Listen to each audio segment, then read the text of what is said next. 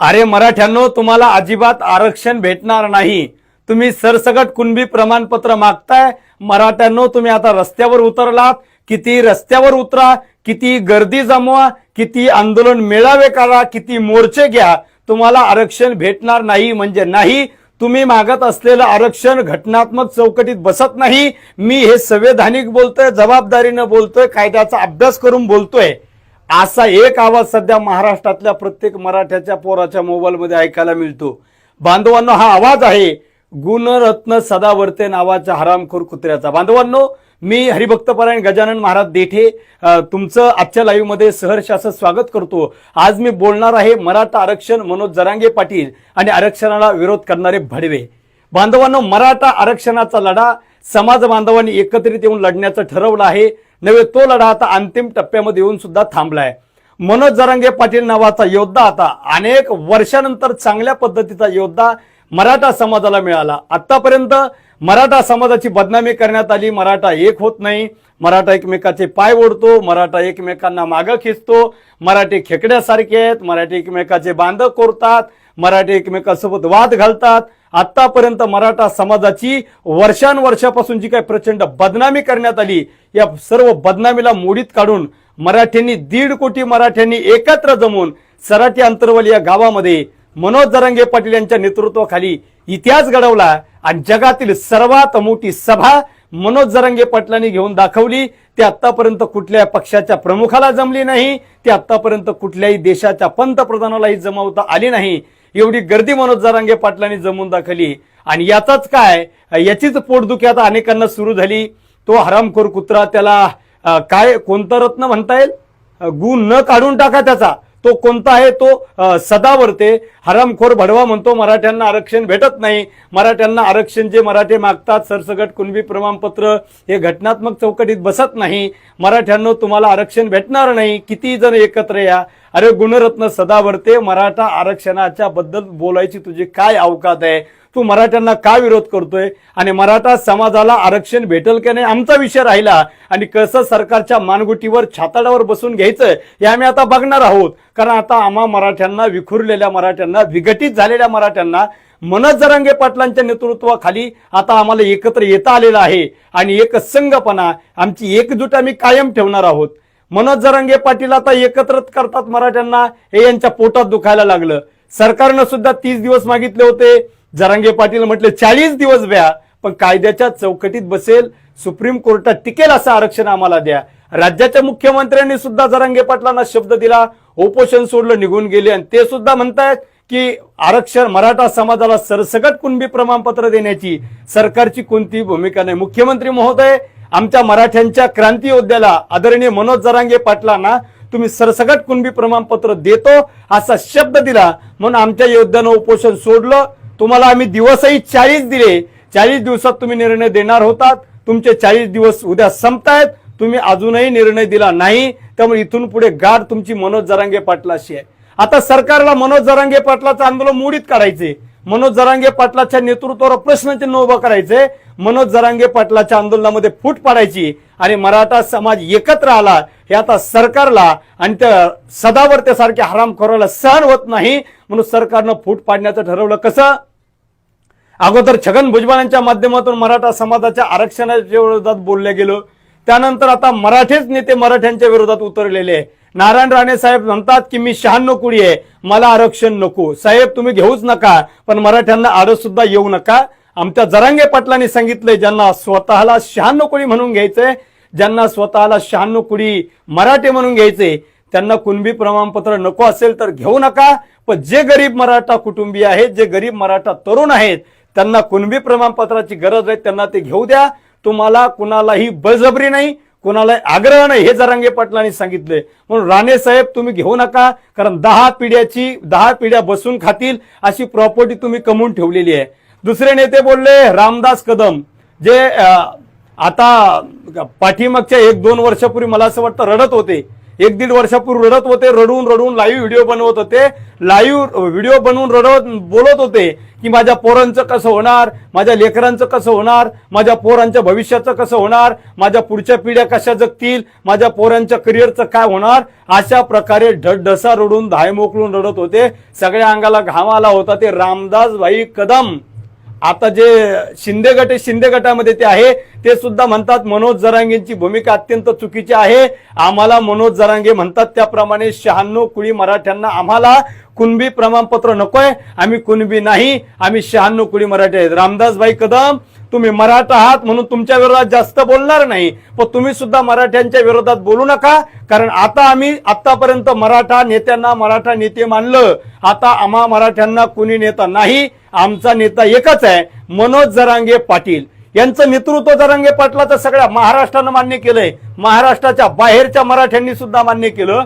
आणि जरांगे पाटलाच्या नेतृत्वाखाली जर मराठा एक येत असेल आणि तुमच्यासारखे जर नुसते नावाला मराठा असणारे नेते फक्त मराठा समाजाच्या सर्वसामान्य आणि विस्थापित गोरगरीब गरजवंत मराठ्यांच्या लढ्यामध्ये जर सहकार्य न करता सरकारची बाजू मांडताना मराठा आरक्षणाच्या विरोधात भूमिका मांडत असाल, मराठ्यांचे क्रांती योद्धे आणि मराठ्यांचे क्रांती सूर्य मनोज जरांगे पाटील यांच्या विरोधात बोलण्याचं धाडस जर तुम्ही करत असाल तर इथून पुढे तुमची गाठ मर्द मराठ्याची आहे. महाराष्ट्रातला तमाम मराठा समाज तुम्हाला माफ करणार नाही.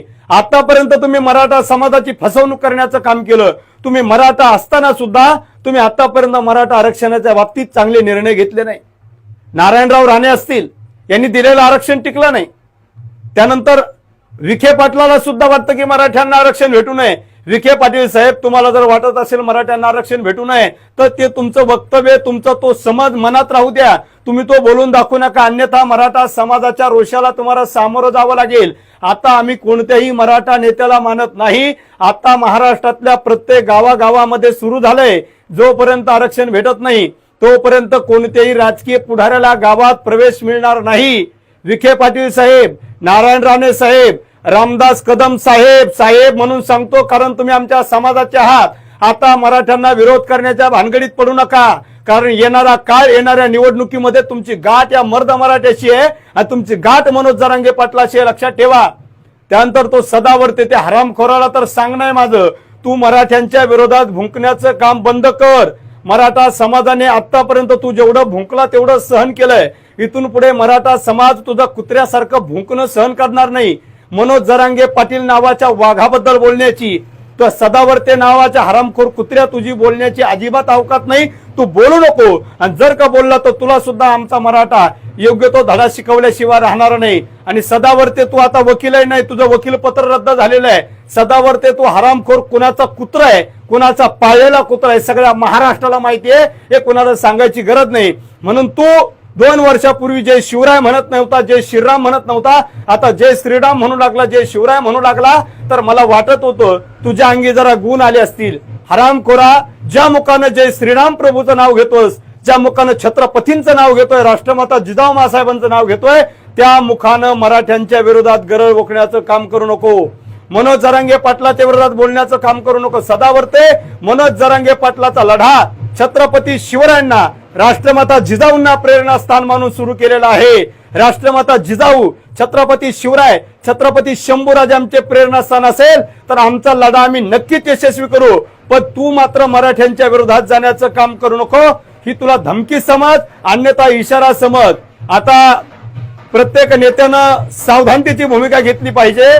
तुम्हाला आतापर्यंत मराठ्यांच्या लोकांनी, मराठा समाज बांधवांनी पिढ्यानपिढ्या मतदान करून मोठं करण्याचं काम केलं. मराठ्यांचे लोक आतापर्यंत पिढ्यानपिढ्या तुमच्या पाठीशी खंबीरपणे उभा राहिले. तुम्हाला आमदार बनवलं, तुम्हाला खासदार बनवलं, तुम्हाला मंत्री आणि मुख्यमंत्री बनवलं, परंतु तुमच्या सारख्या निर्लज्ज लोकांनी फक्त मराठ्यांना काहीच कळत नाही म्हणून मराठ्यांचा मताचा गैरवापर करण्याचं काम केलंय. पण बांधवांनो, इथून पुढे आता मराठा समाज जागा झालेला आहे.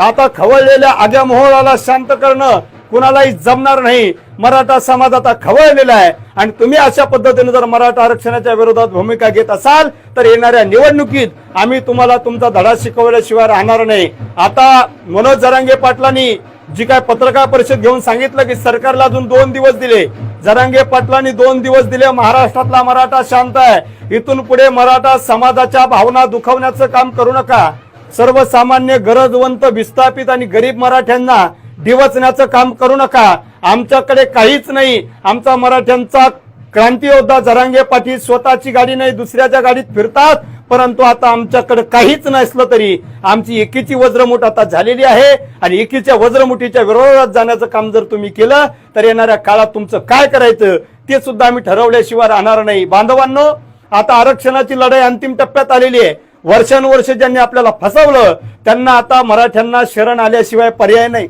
राज्याच्या मुख्यमंत्र्यांना शब्द दिलाय, जरांगे पाटलांना सरसकट मराठ्यांना कुणबी प्रमाणपत्र देणार. मुख्यमंत्री महोदय एकनाथजी शिंदे साहेब, जरांगे पाटलांनी तुमच्यावर ठामपणे विश्वास दाखवला, सांगितलं की मुख्यमंत्री एकनाथ शिंदे साहेबच मराठ्यांना आरक्षण देणार. शिंदे साहेब, मराठ्यांना आरक्षण तुम्हीच देणार असं आमच्या जरांगे पाटलांनी कोट्यावधी मराठ्यांना आत्मविश्वासानं सांगितलंय. तुमच्यावर जरांगे पाटलाचा कोट्यावधी मराठ्यांचा महाराष्ट्राचा विश्वास आहे. हा विश्वास सार्थकी लावा आणि मराठ्यांचं दैवत तुम्ही व्हा. आणि जर तुम्ही विश्वास सार्थकी लावला नाही, तुमच्याकडून का मराठ्यांचा याही वेळी विश्वासघात झाला तर मराठा समाज येणाऱ्या काळात तुम्हाला माफ करणार नाही, हे सुद्धा मी या व्हिडिओच्या माध्यमातून सांगतो. बांधवांनो, मनोज जरांगे पाटील नावाचा सर्वसामान्य कुटुंबातला गरीब, परिस्थितीनं गरीब पण मनानं श्रीमंत आणि त्या माणसाकडे कोट्यावधी लोक त्या माणसाच्या शब्दावर एकत्र येतात. मनाने श्रीमंत असणाऱ्या आणि परिस्थितीने गरीब असणाऱ्या इमाने इतबारे समाजाचा 22 वर्षापासून समाज कार्यासाठी स्वतःला झोकून देणाऱ्या जरांगे पाटलाच्या पाठीमागे आपण खंबीरपणे उभे राहिलात. येणाऱ्या काळात जरांगे पाटील नावाचा योद्धा मराठ्यांना न्याय मिळवून देणार या तीळ मात्र शंका नाही. पण त्यासाठी गरज आहे तुमच्या सगळ्यांच्या एकजुटीची, गरज आहे तुमच्या सगळ्यांच्या पाठिंब्याची, गरज आहे तुम्ही आता जसे एकत्र आलात असंच कायम एकत्र राहण्याची. जर मराठा असाच एकत्र राहिला, विखुरलेल्या 5 बोटासारखा जर मराठा राहिला तर मराठ्यांनो तुम्हाला आम्हाला काहीच भेटणार नाही. पण जर एकीची वज्रमुठ आपण केली तर या वज्रमुखी मुठीमध्ये कुणालाही चिरडून टाकण्याची क्षमता निर्माण होते. हीच एकीची वज्रमुठ कायम ठेवा आणि जरांगे पाटलाला पाठिंबा द्या, त्यांना समर्थन द्या. आपल्या भावना नक्कीच जरांगे पाटील शासन दरबारी पोहोचवतील आणि मराठ्यांनो, मराठ्यांच्या पोरांनो, आपल्याला नक्कीच जरांगे पाटील नावाचा योद्धाच न्याय मिळवून देईल या तीळ मात्र शंका नाही. म्हणून जरांगे पाटलाच्या पाठीशी खंबीरपणे उभे राहा. सरकार मायबाप आमच्या जरांगे पाटलाच्या उपोषणाची 25 तारखेपासून पुन्हा उपोषण करणार म्हटले. आमच्या जरांगे पाटलांनी पुन्हा उपोषण करू नये असं तुम्हाला वाटत असेल आणि जरांगे पाटलांच्या माध्यमातून मराठा समाजाला न्याय मिळणार आहे त्यात तीळ मात्र शंका नाही.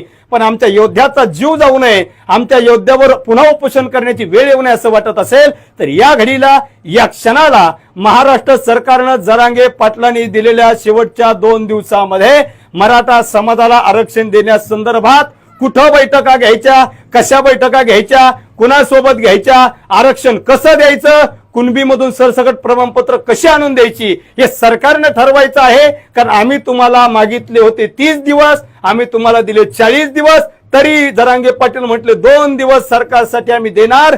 तोपर्यंत सरकार आमचं आहे आणि तिथून पुढे का दिलं नाही तर आमची सरकारची गाठ आमच्याशी आहे. या मर्द मराठ्यांना रस्त्यावर उतरण्याची वेळ येऊ देऊ नये आणि मराठ्यांच्या योद्ध्याला जरांगे पाटलांना पुन्हा आमरण उपोषण करण्याची वेळ येऊ देऊ नये असं वाटत असेल तर सरकार मायबाप या गरजवंत गरीब, गोरगरीब, विस्थापित मराठ्याचा या भावना तुम्ही जाणून घ्या. प्रत्येक मराठ्यांच्या माता मावल्याच्या डोळ्यातलं पाणी आणि मराठा आरक्षण मिळत नाही, नोकऱ्या मिळत नाही म्हणून आत्महत्या केलेल्या गरीब पोरांच्या मायबापाच्या कोरड्या कपाळावरचं तुम्ही त्या ठिकाणी दृश्य बघा, ते दुःख जाणून घ्या आणि मराठ्यांच्या पदरात आरक्षणाचं त्या ठिकाणी दान घाला.